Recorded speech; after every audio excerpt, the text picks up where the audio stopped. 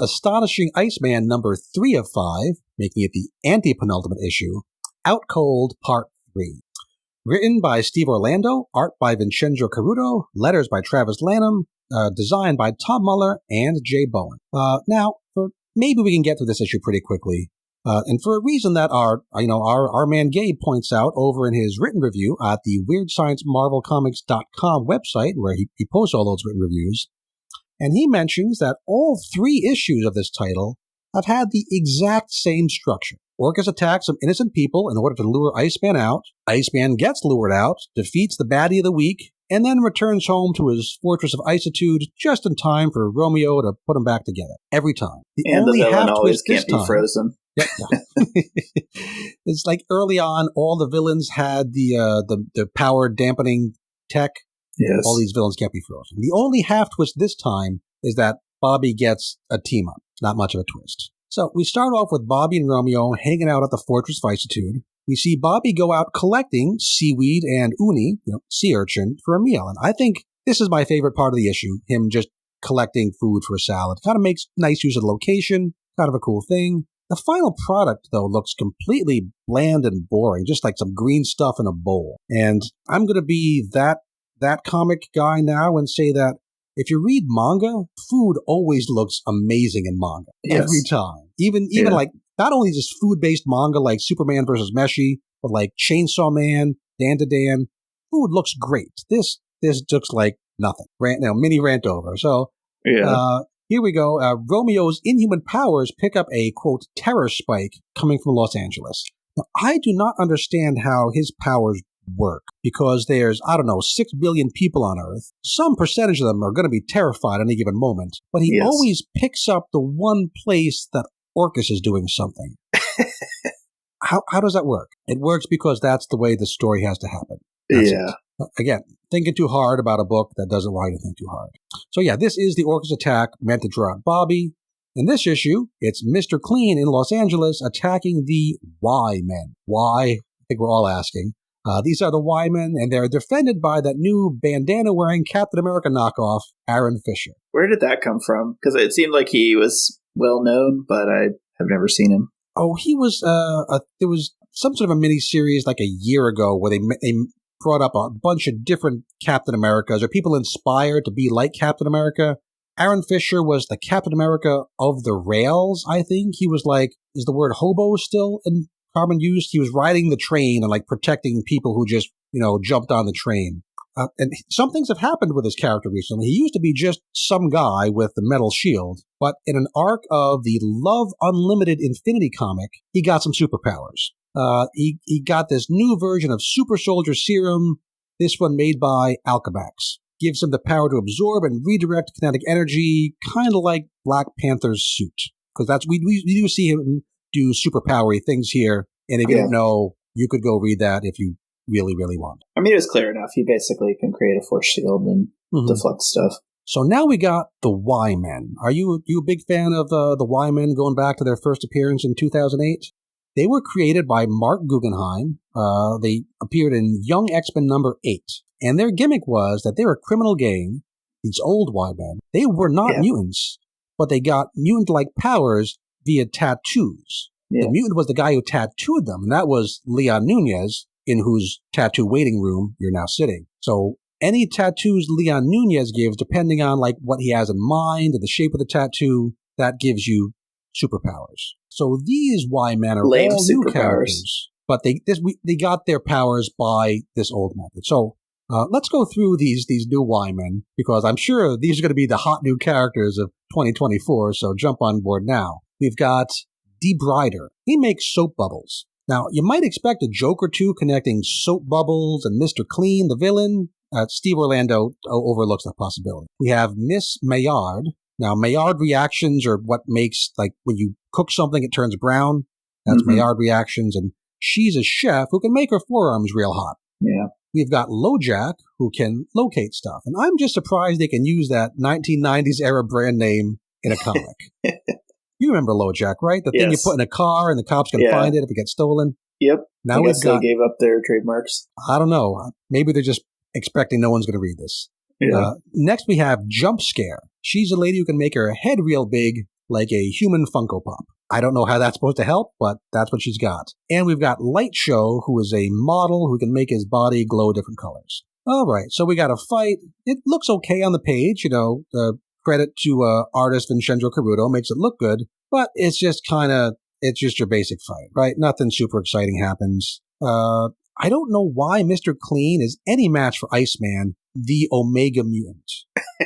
We're told his biochemically treated skin can't be frozen. The range of what Omegas can do is quite dramatic, right? Think about Storm and X-Men Red and how badass she is.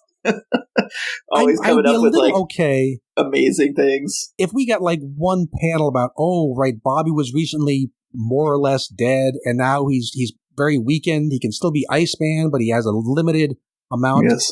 Tell me something like that, and I'll go with it. But couldn't Bobby just trap him inside a giant ball of ice? I mean, even if his skin itself can't be frozen, turn all the water vapor in his body into ice. Great, you can't freeze his skin, right? There's so many things he could do to just, wreck this guy. Or freeze the ground so he just slips, right? Falls on his ass. Freeze all of his weaponry so it just stops working. I mean, there are lots of things he could be doing here. He could. I mean, he's supposed to be super powerful. Create an ice ball in the sky and drop it on his head and break his neck. Didn't he do that last issue? Why can't he do it again? I mean, yeah. So Bobby does win the fight. Clean does have one weapon that seems like it should be scary, right? It's this whip made of molecular napalm, which is the thing that seemed to kill Bobby back at the gala. This time, Bobby just chops off the affected leg, grows back a new one. Pretty anticlimactic. And Bobby wins the fight, but Clean does one of those, you can catch me, or you can save your little friends type villain moves. Yeah. And Bobby saves his friends, of course. I don't know why Bobby couldn't have done both. Clean just disappears off the panel. Different bodies, they were doing different things, but... So many possibilities, but Orlando doesn't want to use up Mr. Clean yet. He has to keep him in the next issue. He's obviously a very formidable villain that cannot be stopped. We get a couple of epilogues. Bobby does dissolve again in Los Angeles. Apparently he kept himself together for a bit over 20 minutes this time, a new record. He makes an "that's the longest I've lasted" joke that I really could have done without. Orcus, in a data page, thinks he'll be back to a, quote, full-time existence any day now. Mm-hmm. I don't know why they say that. I mean, I did take the data page and I graphed it, because that's the kind of nerd I am. And if you want to see that graph, you can see it on our Slack, join up a Patreon. The times that he's able to keep together are increasing non-linearly, right? It's kind of going upwards. Maybe you could fit a quadratic, maybe you could fit an exponential. Extra credit, folks. See what kind of curve you can fit to it. Let me know on Twitter. But he's still at a maximum of just over 20 minutes, right? So Orcus has some wiggle room here before Bobby is back permanent. Yes.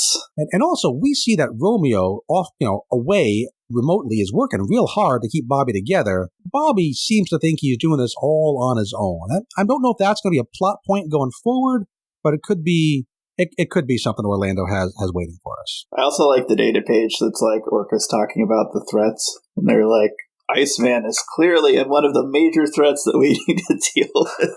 I mean, I get he's a mutant, but really? Is he really that big of a major threat? I mean, you've got renegade mutants going around. You've got the Uncanny Avengers. You've got the fucking Children of the Vault taking over. But yeah, let's prioritize the guy that's around for 20 minutes at a time. I don't understand this. You got the nuclear bomb under the school, right? I feel like there's either bigger Bobby issues. Is a huge Omega level threat, or he has trouble fighting Mr. Clean. You can't have both. Just pick one. So we do see Mr. Clean arrive back at the Orcus facility on Randall's Island. Presumably that Guy Rich re-education facility we've seen in other books, so a little bit of continuity there. He and Pequod argue a bit over exactly which one of them is the bigger failure. Upshot of which is that Clean wants to now track Iceman back to his den and wants Orcus and Pequod to provide a distraction. Now, if you folks out there remember our review of Astonishing Iceman number 2, I know you're all taking copious notes at home, you might remember I predicted Orcus would take the fight to the Fortress of Isitude this time, raising the stakes by putting Romeo at risk. Romeo not only being Bobby's love interest, but also providing the means by which he can remain in physical form. Mm-hmm. And that did not happen in this issue, but it's hinted at again, so maybe next issue, or maybe they're saving that for issue number 5. It's going to happen sometime, but Steve Orlando was really stretching it out. And then on the final page, we see a techno-organic-looking version of Feral fighting with Spider-Man. That's the original Peter Parker Spider-Man, not Miles, not Nightcrawler, Peter Parker, as far as I can tell. Yeah. This is actually a nice bit of continuity because we saw Feral in Orcus custody in Uncanny Spider-Man #1. So Orcus did something to her, and she's serving, I guess, as that distraction that Clean wanted Orcus to provide. So some actual continuity between Iceman and Uncanny Spider-Man. Mm-hmm. Not bad. That's the nicest thing I can say about this issue. This could have been a fine, lighthearted, Bronze Age style solo adventure if we hadn't just read it 2 previous times. And for the first 3 issues of a 5-issue mini to be the same story, that's lame. We don't want that. Yeah. The art here by Vincenzo Carratu was much better than the story deserves, makes the pretty basic fight scene more exciting than it deserves. Colorist Hava Tartaglia gets to use a wider color palette here than all those blues and grays for Iceman versus Helium last issue. That helps. It looks good. I'm just not interested or invested in the story, or it's quite lame supporting characters, and I'm going to forget about it 2 minutes after I'm talking about it. So even with a little bonus for that continuity with Uncanny Spider-Man, highest I can go is a 5.5 out of 10. Not a good one. I'm going to be positive, Peter, and just say it's a 6.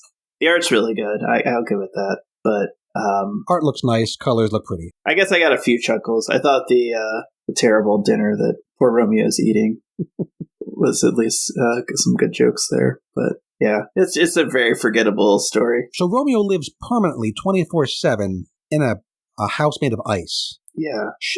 Shouldn't he be freezing to death by now? Or again, mention something. There's some sort of food. special clothes, some sort of fire that does. Give me something to explain how Romeo can be there in Ice World and not freeze. You are all weirdos. Weird science is the revolution. Weird science is the revolution.